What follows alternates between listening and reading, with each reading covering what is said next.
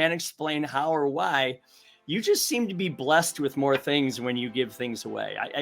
It's just one of those things that I would never say give to charity and you'll get more. No. But when you do spend your time giving and helping others, things seem to come your way and it allows you to do more of that.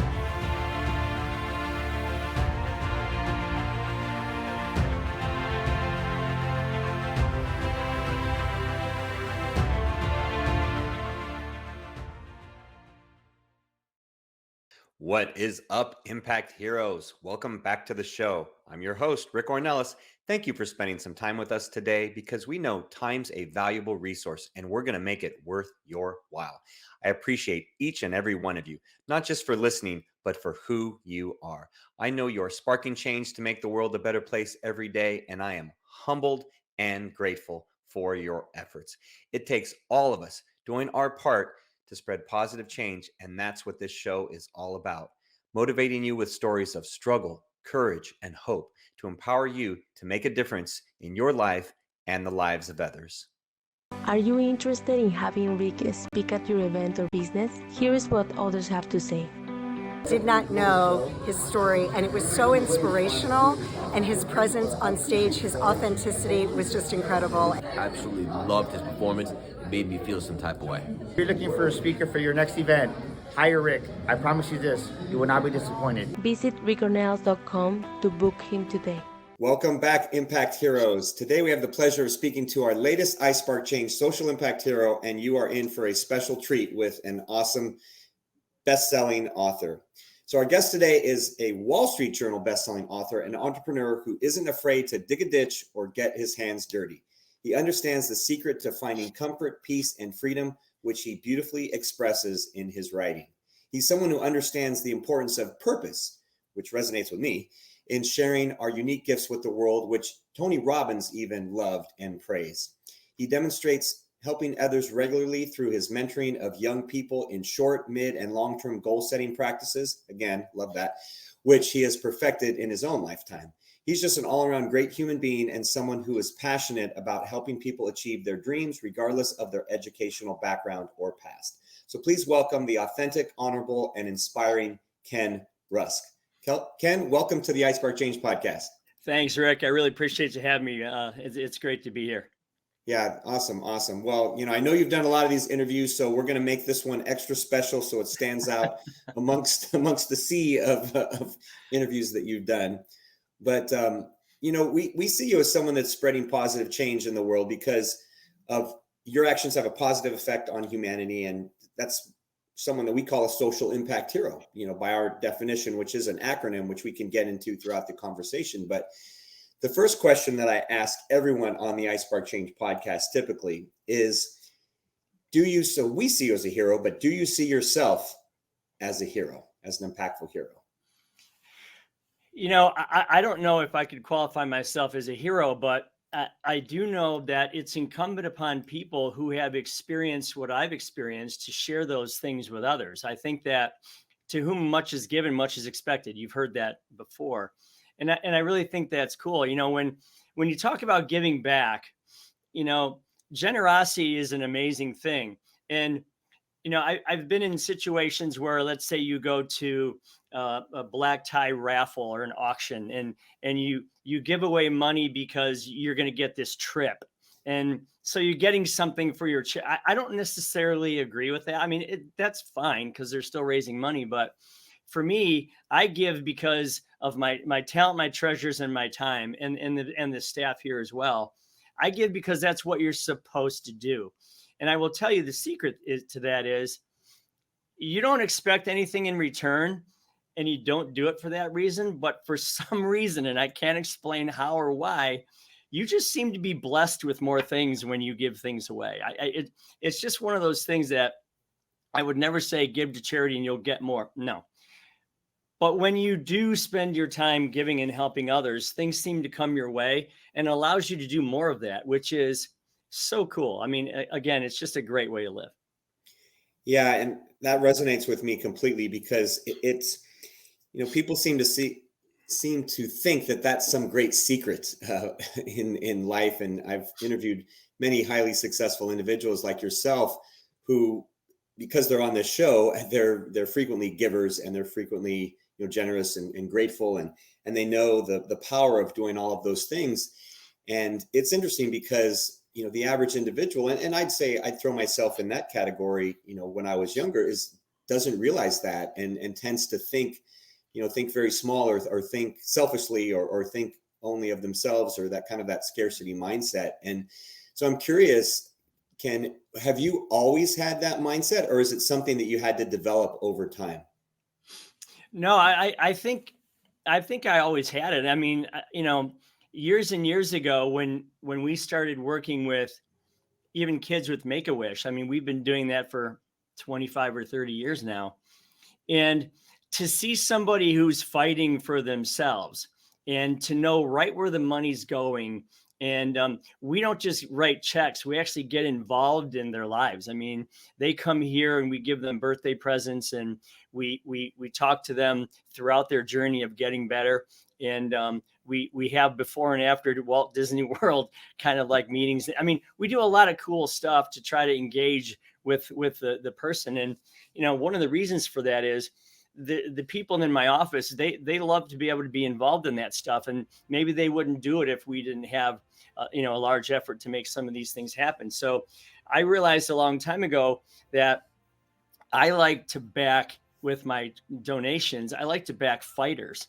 I like to back people who are trying to make something for themselves, trying to get themselves better, or trying to raise a young child while going to high school, or whatever it might be. So you see right where the impact is. I mean, I'm not saying that, charities that are overseas aren't good, but you send the money and you never know where it's going or what it's doing. So Sure. For us to actively engage again with our time, our talent, our treasure at a place like Ronald McDonald House, it's just so rewarding. It's just so cool to do that. I caught fire on that really early on. I mean, I was probably, in my mid to late 20s.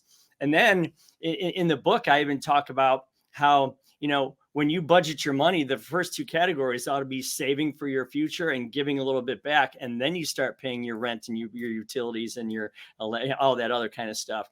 And I know it's hard for people to see that, but, if you get used to that early on, you will be so glad that you did, and going on through life. Yeah, I'm glad that you found it early, because in working with younger people, as I talked about in your intro, and I know you do that, and I do some of that as well.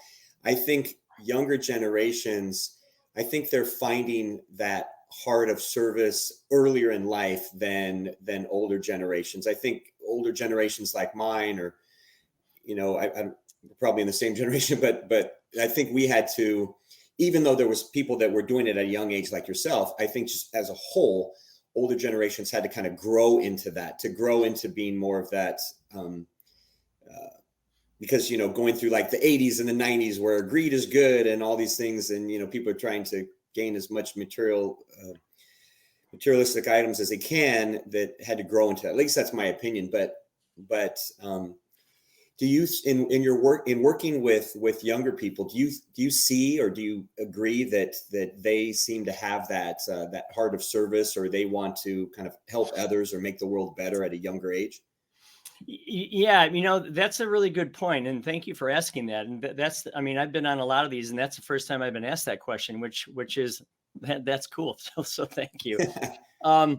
Yeah, I would say if there's one benefit to things like social media and all that kind of stuff, and there's a lot of negatives to that, believe me. I mean, you know it as well as anybody, but I think if there's one benefit to social media, it's that you are so much more aware of not only the plight of yourself, but the plight of others. Okay. Mm-hmm. And I think there's a compassion that when you get to learn about things that, if before cell phones and before social media, you were isolated in your own little town, and you did what you did. I think now that there's a lot more awareness of not only what you're going through, but what others are going through. So there's this kind of like this kind of like impetus to help. And I do think that you're right, because whenever I talk about doing some charity work around here, I have a lot of younger staff. There's 200 people here, and they can't wait to jump in and do those kinds of things. I mean, simple example, for your listeners out there, you can take $30 or $40 and go to the store and buy enough items to make a spaghetti and meatballs and salad and garlic bread. And you take that and you grab 6 or 7 people and you go to the Ronald McDonald House and you spend a couple hours creating all this awesome food. And then you put it in trays and you put it in the refrigerator and you never get to see who eats it. But that doesn't matter because you know who it is. It's the parents of a child who's across the street in some hospital suffering from some terrible disease. And they come home after spending the whole day with their son or daughter, and they get to sit down to a home cooked meal by themselves, and there's no fanfare. So, $40 and 2 hours of your time, you will walk out of that place like you're walking on air. And to your point, the younger people want to help. They want to get involved. And the cool thing is if they each throw in $3 or $4 or whatever it might be, it gets it done. And I think, they can't wait to go back and do it again. We started doing it once a year and now they want to do it more than that. So, I think you're right about that. I'm glad you amplified the point about it doesn't take much, right? $30, $40, $3 a person. I mean, these small things that one thing we talk about at iSpark Change on all our platforms is the ripple effect that a tiny action can have and the ripple effect that it causes that goes far and wide, and we call that initial act a spark moment. We've coined that term and we call it a spark moment, that one spark moment of cooking those meals, it's going to have that ripple that affects so many other people that you never see. And that's a big part of a spark moment is that you never see the outcome. So your example really resonates with spark moment. I do want to ask Ken, because I know, and I don't know if you've personally been touched by Ronald McDonald House, but I know you have had some, challenging times in your life with your daughter, I believe. So did your interest in helping Ronald McDonald House, did that come as a result of you being directly impacted by their work? No, we got, I don't want to say lucky, but we did that before my daughter got sick. But what I went through with Nicole, with what Nancy and I went through with Nicole, it just really reinforced that there are two patients when you have a disease like that. The one patient is obviously Nicole, who went through 5 years of hell, but now she's in good shape. But there's also, as parents, you are a patient too. And people need to remember that because, you're grieving and you're sad and you feel like you're out of control because you can't fix that person. You can't make everything better. And that's your job as a parent. So I recognize the plight that parents go through. And again, it's not as severe as the patient. I totally get that. But you realize that they're suffering too. And anything you can do to help them is what we should do. And like I said, it's $40 and it's a couple hours. I mean, how can you say no to that? How can you not do that? Especially when, God forbid, you don't ever want to be in that situation. You don't want to be in it. You don't want to be on the receiving end of one of those meals. Trust me, because there's some pretty negatives you have to go through to be in one of those places. But it's just something that I think it's not marketed well enough, and that's why you and I are talking about it right now. Mm-hmm. I hope that because of this conversation, I hope that 15 Ronald McDonald houses are visited in the next 30 days, just because of what we're talking about right now. Yeah, that would be incredible. That would be a big spark moment from this conversation. And so thank you for sharing that. And I'm grateful, as I know you are, that Nicole is doing well, and, blessings to her and you guys for, thank you. Absolutely. Long and healthy future. And thank you for sharing that. Cause I know sometimes those are tough, being a parent myself to, talk about those types of things. Yeah. I couldn't tell that story for a very long time without welling up, and it's been 12 years now and I still get that way. So I understand what you're saying. Yeah, absolutely. Absolutely. Well, and I think it'll be beneficial for our audience. And like you said, if it means that 15 Ronald McDonald houses or more are impacted positively, then well worth having the conversation. Absolutely. So I want to get back to your kind of the way that you clarified or defined yourself as a hero, is that you do want to help others and you do want to give back and everything. And I know that through your book Blue Collar Cash and your mentorship of young people and coaching and everything, that it's helped to impact a lot of young lives and give them kind of some guidance for their future, which is another thing that at least I've noticed in working with like Gen Z, for example, and I have 3 daughters that fall in that demographic in Gen Z. Congratulations. Yeah, thanks. that the uncertainty of the future is another thing that they are kind of challenged with, that there's so many, like you talk about social media, there's so many options out there. The world is so small that it's like, it's not that clear linear path that it may have been 30, 40 years ago. It's like, wait a second, I could go all these places. And I even mentor a young individual who I've known since he was just itty bitty, who, became an entrepreneur at the age of 16 and started a food truck. And now he's decided he wants to go to college when he didn't want to go to college then. And, just all these changes. And so it seems I found entrepreneurship later in life, and it seems that you found it early. And so if you can share the story of, how you found it early, or why, entrepreneurship became a part of your life at an early age, I think that would be beneficial for the audience. So I was 15 and I got my first job in construction, and we were digging ditches. We were working at a place that you would fix old, rotten, smelly, damp, wet basements, and you had to dig a lot of ditches to get their water away from them. And we did a lot of that. I did that in the winter times, and in the summertime, and in the wintertime, I would work in the office after school. So I kind of learned both sides of the house, as they say, the input and the output side. And I did that for about three or 4 years, and then I had a choice. So the choice was, go to college or stay in the workforce. And what I loved about construction, or any job that you work with your hands, where you're the inputter, is you control everything, Rick.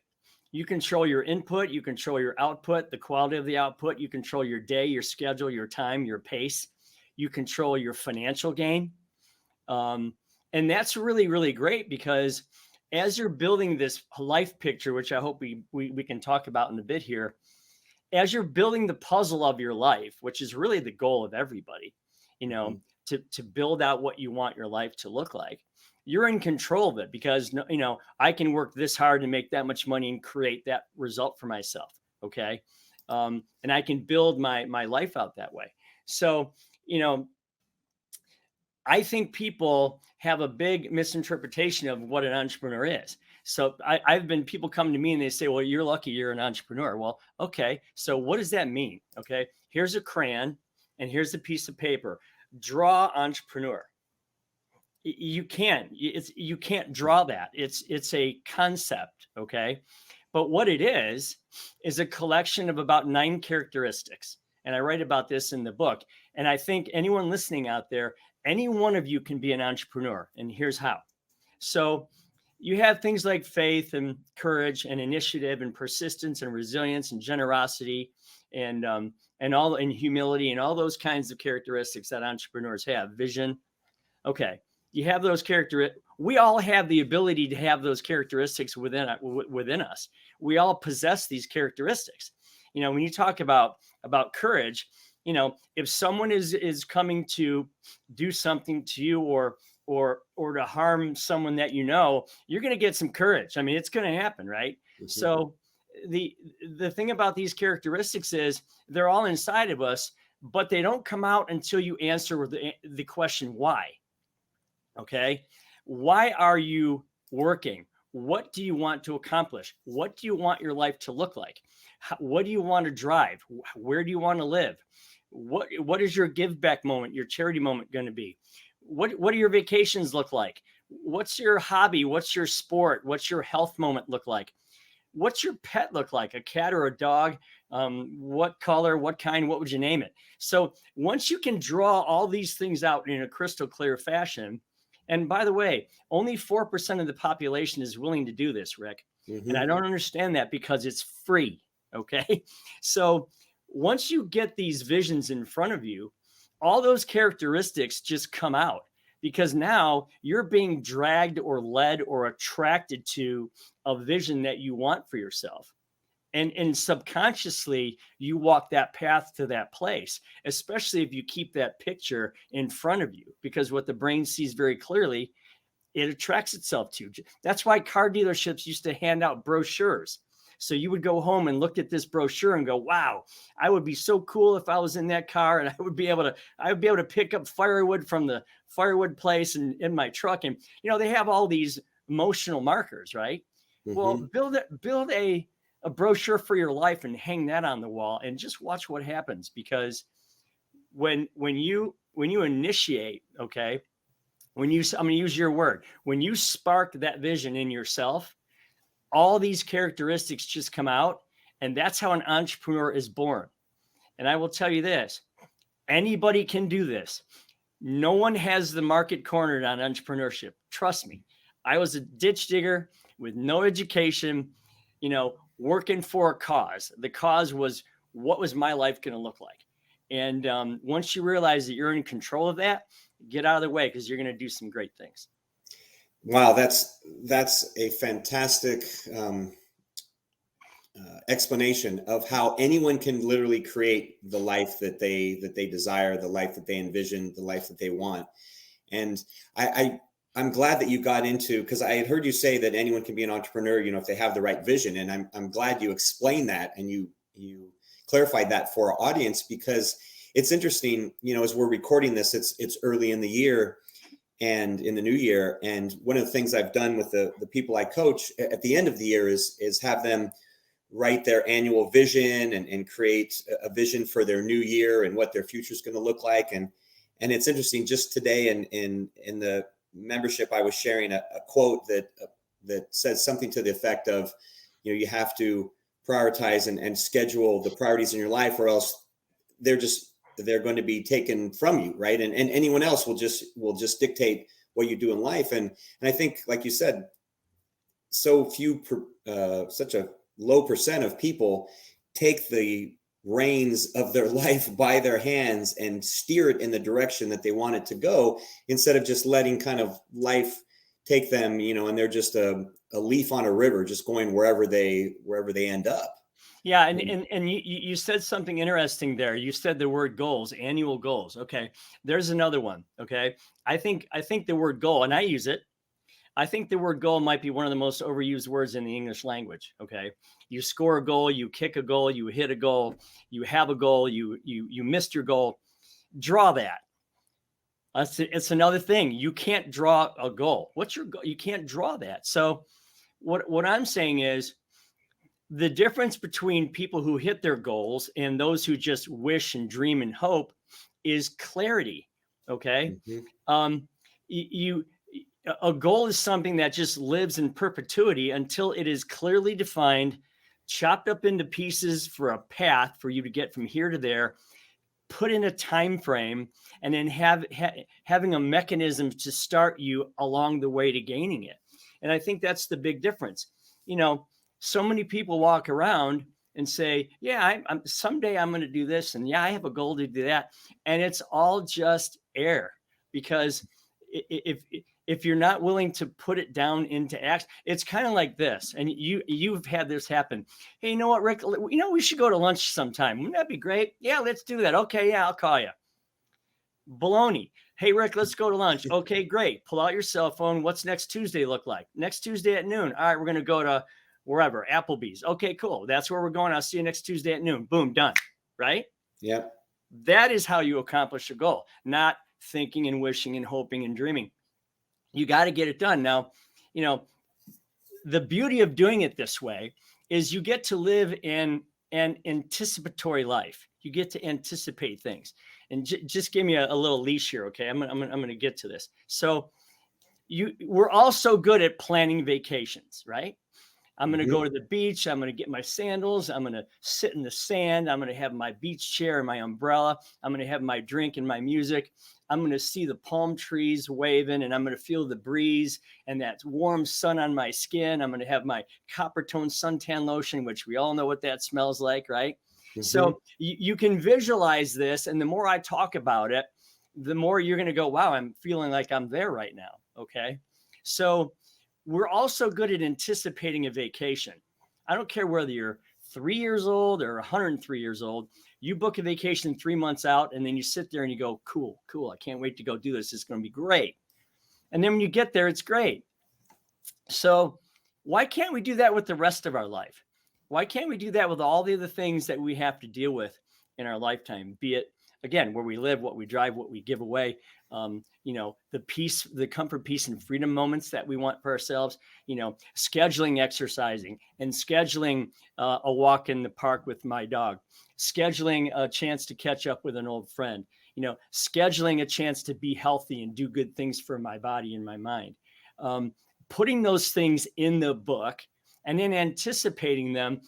Rick, it's the only way to live, because now every Monday you've got things that are 1 week, 2 weeks, 3 weeks, a year, 2 years, 5 years, 10 years out that you're just kind of like going, man, this is cool. I'm like following all these paths. And again, talk about control. It's just a beautiful way to exist. And again, I hope more people get involved and try it. I love the way you phrase that, Ken. Anticipatory life, because I've never heard it, termed that way. And I think that's a beautiful way to express how, how much you'll enjoy that future, how much that future will be something that you'll want to create. Because you're anticipating that happening. And you mentioned something in there. So you mentioned comfort, peace, and freedom, which I did want to bring that up, because it's obvious that you have created your purpose in life. I believe that people don't, quote unquote, find their purpose. I think you talked about goals being overused. I think that's overused. Oh, find your purpose. I think that you create that in your life, kind of like you're talking about, creating the vision for your life and then realizing it. How did you create that purpose for yourself? And, when did you become aware of it, or how did you create it in your life? So this is in the book too. I remember this like it was literally yesterday. I had a guy coming into my office who was 19, big guy. His name is Tim. And he was working for our company, and he had only been there a short period of time. And he came in and he was all distraught, and he's like, I think I need to leave here, and I don't want to leave here, but I can go find this other job, and I need to make more money because I'm kind of in trouble. And I said, well, let's talk about all that. So we literally got out a big piece of paper and we wrote down all of his challenges. His wife had some complications with childbirth. And then, he wanted to be able to upgrade his vehicle because it was always breaking down, and he was afraid that he wouldn't get his child to the doctor if he needed to or whatever. He needed to upgrade where he lived. And I said, okay, let's put all these things down and draw this out. And Rick, I had no idea what I was doing at the time. Okay. I was like 24, 25 years old. And we sat there with markers, and we just drew this whole thing out. And we said, okay, let's go nail these things one step at a time. Okay. Let's go get this stuff going. So slowly the debt was paid off, and then slowly the down payment was saved for the truck, and slowly the down payment was saved for the piece of land that he could build a small house on and get out of his situation, because he had more boys now and he was growing a family.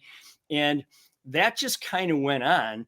And again, I have no training in that. I never went to college. I don't have any letters after my name. So it just kind of worked. And we kept replicating that, not only for him, but for other people. And I literally became an involuntary life coach. Okay. But I loved it.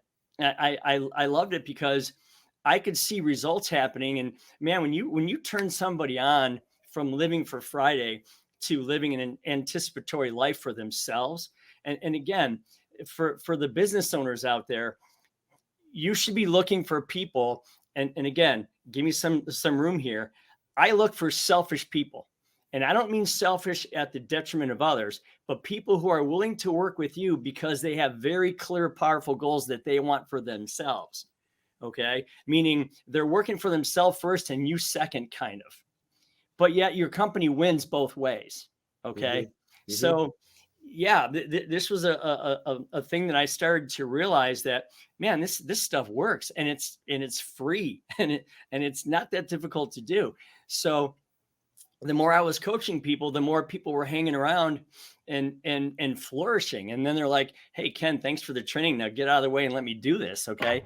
And so that just kept growing and growing and growing. And now I've got many, many, many people at this office that have been here 10, 15, 20, 25, 30, 35 years.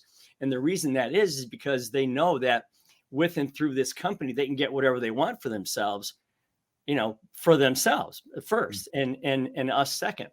So that's kind of what, they talk about. Everyone has a gift, and you should share that gift with the world. If I have a gift, it's not for helping other people do it. It's for helping other people see what they can do and then going out and doing it. And this same gentleman still works here, and he gives me a big bear hug every Christmas and says, "Thanks for helping make my life so great." And I said, listen, dude, I had maybe 3% to do with your success. You had the other 97%, but he hugs me anyway. So that's kind of how it all started. I love the story because it's interesting. You realized that at 24, something that it took me a long time to realize, and something that I've been coaching businesses and business owners on for the past 7 years, is goal alignment with your team. And when you can help the people that work for you help accomplish their goals, then yes, they will help you accomplish your goals and grow your business. But if you can help support them, then it's a win-win for both of you.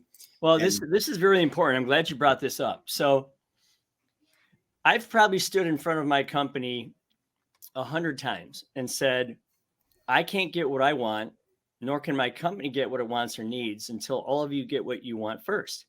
And it's absolutely true, Rick. Mm-hmm. They're on the input side. I maybe get something on the end of the output side, right?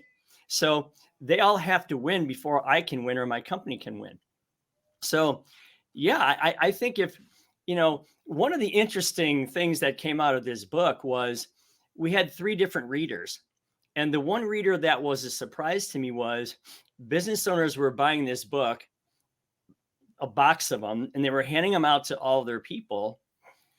And then they were having them become aligned through an entrepreneurial way, Mm-hmm. And for those of you that, to me, I call them entrepreneurial employees, meaning these are employees that feel like they're running their division or their department or whatever. They're responsible for what they spend and the profit of that division, and they share in the profit of that piece. So they're kind of running their own mini business within my business, right? Mm-hmm. So surround yourself with as many entrepreneurs as you can, people that are working for themselves first and you second, and then ask them this question. Hey, you know what? We did X amount of business last year. What do you think we could do this year?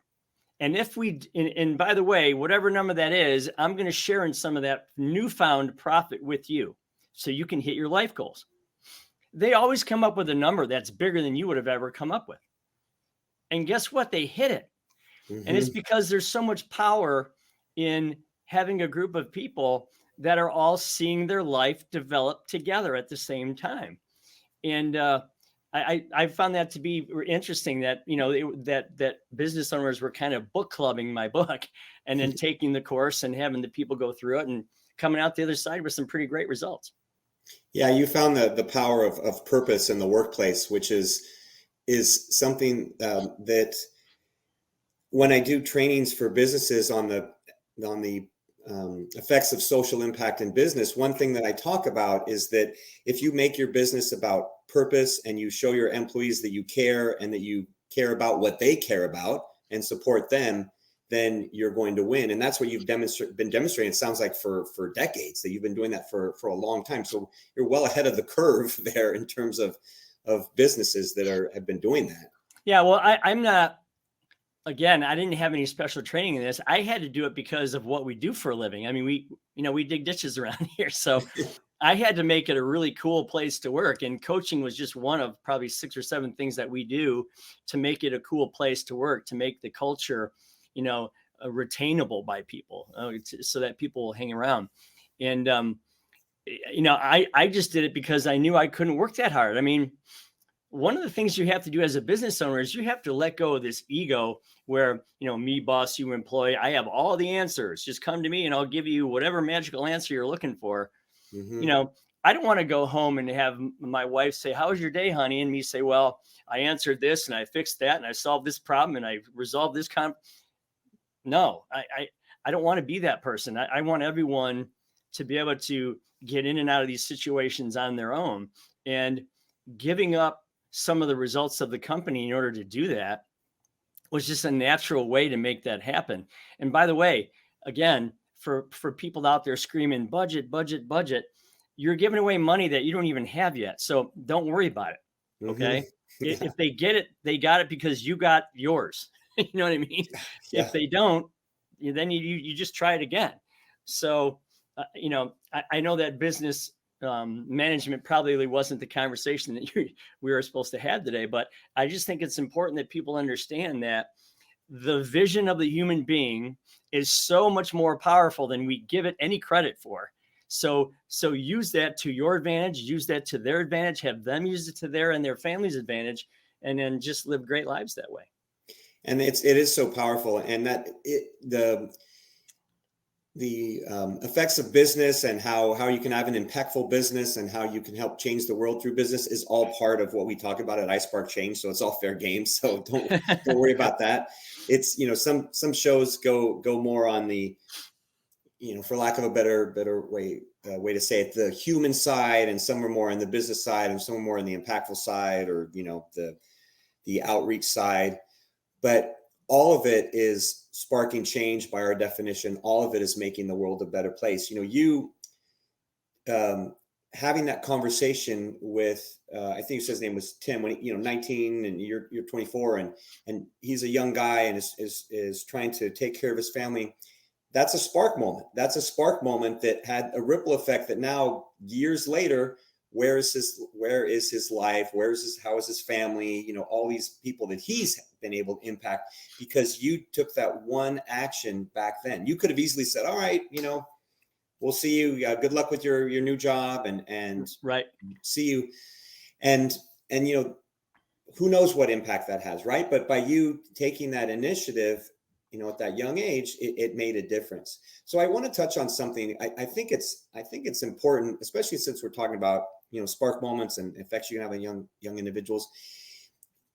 I've heard you mention a couple of times, you don't have a degree, you don't have any training or anything, but who played a role in fostering some of those things early in your life? I mean, was it your parents? Did you have mentors? Did you have books that you read? Like where did some of this, did it just come inherently, from how you were brought up? Like who played a role in fostering some of, these things that would later become, a part of your book, right? Like these 9 characteristics, for example.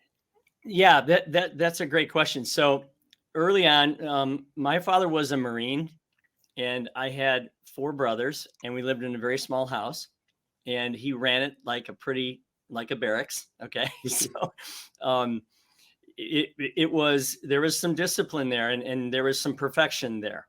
Okay. Making your bed perfectly and keeping your room and all that. And that was great because at least it gave you some structure. I mean, I remember washing cars and having to rewash them because something wasn't right or whatever, and getting it just right. And he was pretty good at that. I mean, he was a very loving father. He still is a very loving father, and he loves what me and my brothers individually have accomplished. And that discipline. I mean, when we were young, there was 5 of us under the age of 9, all living in a very small house, and he wasn't doing well at the time at all. He had jobs and stuff, but I mean, it wasn't like there was a ton of money rolling around. So if we wanted something beyond, clothes and food and shelter. And we had a great time as a family. We had a great time. You don't know that I don't want to say you're poor, but you don't know that you don't have anything because you just don't know it. You know what I'm saying? So you find ways to do things. Well, if you wanted something way beyond that, like some new thing that you wanted to go buy, maybe a baseball bat or something beyond, just your daily living, or a bike or whatever, he would encourage you to go out and find ways to do that. Get a paper route, go work at the bowling alley, go work at the bakery, get some money and find ways to go buy that stuff. And that was pretty cool because early on it was risk reward. And there was a lot of like kind of molding in that. So he became successful, later on when I was probably, 15, 16, 17 years old. And he started living a good life, and I could see what he was doing. I could see how he progressed from here to here. Then I went to work for this company that, where we were digging the ditches, and the guy that I worked for was he's a pretty flamboyant guy. He knew how to live. And I got to see the way that he looked at life. And he looked at life. Everyone was following these rules or these norms or these whatevers, and he questioned a lot of those things. And he lived a great life. And sometimes he lived a great life because he questioned some of those things. So he did teach us to think big and to think outside the box and to reinvent and to improve upon something that already exists. So I would say between those two people, my father and my boss, who I was just with the other day, he's still around and we have great conversations. Between the two of those two people, I think it probably pretty good mentors there. Yeah, and yet some more examples of some spark moments by them in your life, and how many other lives have you affected and impacted, and definite examples of how you've been a hero, moving forward from what you've learned and how you've shared your time, your talent, your treasures with others. So definitely living that heroic lifestyle, whether you realize it or not. I do want to ask Ken, how did all of this culminate to you writing Blue Collar Cash? How did it all culminate to you saying, hey, I'm going to put all this into a book, all these things that I've learned, and what's the story behind that? I think that would be great to share. Well, it was a couple of different things that kind of happened at the same time. So I was doing this coaching, and I'd been doing it for a long time, and it works. And I liked it because you could walk down the hallway here and you could see on the wall everybody's goals and what they were going after and when they were starting, when they were finishing, and how far along they were. And that was really cool. So it was working very well within this organization, and the company was growing quickly. So then Nicole got sick, and I remember when you're treating someone with a serious disease, I mean, you're all over the country and you're visiting all these hospitals and clinics, so you have a lot of downtime to sit and think. You're in waiting rooms and all that kind of stuff. And it just struck me that I wondered, what should I tell her about life? What should I tell her about what she should be anticipating? And what would I tell her about what she should chase when she gets older? And these words, comfort, peace, and freedom, just kept coming back. And I kept seeing them in a triangle, because they're almost interdependent upon each other to exist. Okay. Mm-hmm. So I had that kind of going in my head. And then I started connecting that to people like Tim about what he did and how he chased his perfect nirvana. Okay. And how he anticipated those wins. And so those two things kind of connected. And I started thinking about my friends who are blue collar entrepreneurs and how they all ground their lives out. And some of them came from some really serious adversity in order to make that happen. You'll read about that in the book. It's unbelievable. And then my wife, I started writing things down to Nicole, and my wife said, there might be a book here. I mean, you might want to get this story beyond the four walls of your office. And so I said, well, okay. So I literally would just get an idea and then I would just sit down and start writing it. This is a funny story. I was on an airplane once, and I'm writing like a maniac on a legal pad. And for those people out there that don't know what a legal pad is, it's like a stack of papers. It's glued on one end with lines on it.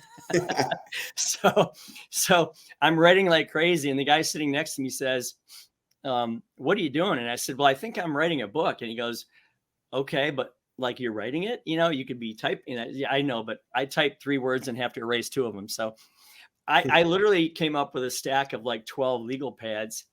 And whenever I had no time frame, I had no contract. I just started writing stories and interviewing people. And about 8 months later, I had 80,000 words, and then it went from there. Wow. That's a fantastic story. And I think it'll give some people out there some inspiration for sure, because I've spoken to a lot of people that say, oh, I'd love to write a book. And I had a book in my head for 20 years before I decided to write it in 2020. Yeah. And there's probably so many people out there that if they just did what you did, they decided, oh, I'm just going to write it down. I'm going to write it down for someone that I care about, someone that I love, that it could turn into something great that would inspire and help a lot of people, as Blue Collar Cash is as well, and Wall Street Journal bestseller. So yeah, absolutely. I think and you just proved my point, because you said you had a book bouncing around in your head for 20 years, right?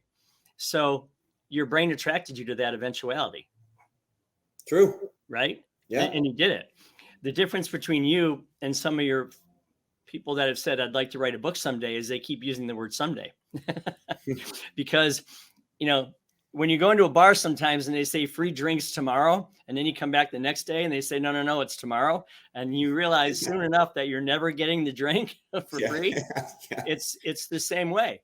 Someday never comes. It never shows up ever. Yeah, that's why they call it someday. So in the book, I write a whole chapter on the difference between the Somedayers Club and the Two-Dayers Club, as if they're 2 country clubs and who belongs there and how they behave. And it's a stark difference between the two. So I hope people get a chance to read that, because it's one of it's for most people that I need to get off the couch. It's their favorite chapter in the book. But yeah, I agree with what you're saying. I think it's just very important that we just take the time to sit down and say, okay, what does today mean? What does today mean? Not someday. What's that going to look like for me? I love the title of that chapter, and I know our audience is going to enjoy reading not just that chapter, but all of the books. So thank you for sharing that. So how can our audience connect with you? Obviously, they can find the book, I'm guessing, anywhere, Amazon and everywhere. But how can they connect with you, learn more about you and your work? Well, I have a website called kenrusk.com. It's pretty simple, and there's something that we're working on that we finished it. I've been working on this for the last couple of years. And you know how sometimes, Rick, when you see someone that's read books and they have them up on the shelf and there's like 50 of them up there and they're kind of like trophies at that point, Mm-hmm. And you ask them, well, what's in those books? And maybe they can't even tell you what's in some of the books that they've read, or they forgot about, there wasn't any specificity to it. So what I try to do is I try to create some action where I built this course. It took me almost a year and some, and it's only 45 minutes per session. There's 8 sessions, and you can take a week to do it, or 8 weeks, or whatever. And it forces you to take the stuff you learn from the book and put it in your own world. Okay. It forces you to deal with the emotions that you have clicking around up there. It forces you to deal with what your vision could look like. It forces you to deal with, how you save and spend your money, and how you do different things. And the whole purpose of it is to have you build that huge puzzle that this is what I want my life to look like. It's the whole goal for this. So I've seen courses that are $500, $2,000, $3,000. No, this is $129, and you get a free $25 book with it. Plus, if you buy one, there's a button there that you can push, and you can donate the same thing to somebody else for free. Nice. So not only are you helping yourself, but you're helping somebody else. And it's just another way for me to give back. My world was plenty good before I wrote this book. I didn't do it to earn a living. I can guarantee you that. but yeah, this is a way for me to kind of give back again, and hope that people not only take the course, but maybe see that a friend or a loved one, grandson, granddaughter, uncle, aunt, whatever, cousin, can take this course at the same time, and then they can both improve their lives together. So I hope that people take advantage of that. Well, that sounds fantastic, and thank you for sharing everything about it. And we'll make sure that we include the links and everything in the show notes, so our audience can share it, can take advantage, and then also share it with others. I love that you can get one for someone else, so that's fantastic. So there's one question as we wrap up here, Ken. There's one question that I ask every guest on the iSpark Change podcast, because our goal at iSpark Change, through our community and through our upcoming social media app, is to positively impact 1 billion lives in the next 5 years through our community, through our work. And we know we can't do it alone. We know we need the help of impactful heroes and leaders like yourself that are going to help show others the way, like you are with your book, like you are with your course, and in every interview you do. So I value your thoughts and opinions as a social impact hero. And so I want you to peer into the future, peer into our iSpark Change crystal ball here, and tell me, what can the world become if everyone believes that they can impact their future and starts creating that vision and taking control of their life? What can the world become? Well, the reason I put comfort, peace, and freedom in the book is because those are concepts that people ought to be going after. Now, when you design your life, not everyone is going to go after 15 cars and mega yachts and McMansions and all that kind of stuff, but you are going to draw the perfect version of you, and the perfect version of who you are, what your family is like, how you live. And if everybody got involved in doing that, think of how much less strain and less stress there would be on society, and things like jealousy and fear and frustration and envy and all those bad emotions. I mean, if everyone was walking around this earth saying, I am firmly in control of what my life looks like, and I am on my way to getting there, wouldn't that just be a way happier place to live? Yes. So yeah, I think people not only having visions for themselves, but asking others what their visions are and sharing their visions together. I just think that's hugely important, because, you never succeed at the gym if you don't go there every day and meet someone, and there's someone there that kind of helps you work out, and they kind of, they're going to be there so that you go and you don't let them down because they're your workout partner or whatever. Sharing a goal or a vision is enormously powerful, because those people help you to get those things. They have their hand on your shoulder and you have your hand on theirs. So yeah, I think shared vision and shared progress towards our best lived life, that'd make for a pretty cool world. Yeah, absolutely. And it's interesting you share that, because, you and I resonate in so many ways. And that is a part of the iSpark Change, social media platform, is where people can share their vision and get support and accountability and everything. That's all a part of it. So that will help to create that world that you describe. Well, Ken, I want to thank you for coming on the iSpark Change podcast. You came in, you over-delivered, as I knew you would. Your passion is evident. You're filled with a desire to help others, and you lead with a heart of gratitude, which tells me you're going to continue to have success in all facets of life, and that this is only the beginning of your role as an iSpark Change social impact hero. So thank you so much. Thanks, Rick. It was great to be with you today. All right, Impact Heroes, it's our stories that connect us all. We loved hearing Ken's today. Ken Rusk, you're not only an inspiring and amazing human being, but you truly are an iSpark Change social impact hero. We'll see you all next time. Remember, Impact Heroes, every positive action can be a spark moment that has a ripple effect that spreads far beyond the initial act. So go out there and spark change. Don't forget, if you enjoyed this episode, then please smash that 5-star rating on iTunes or Spotify and leave a review. We value your comments and we want to hear from you in the community. Thank you for listening. God bless you, and we'll see you next week on the iSpark Change podcast.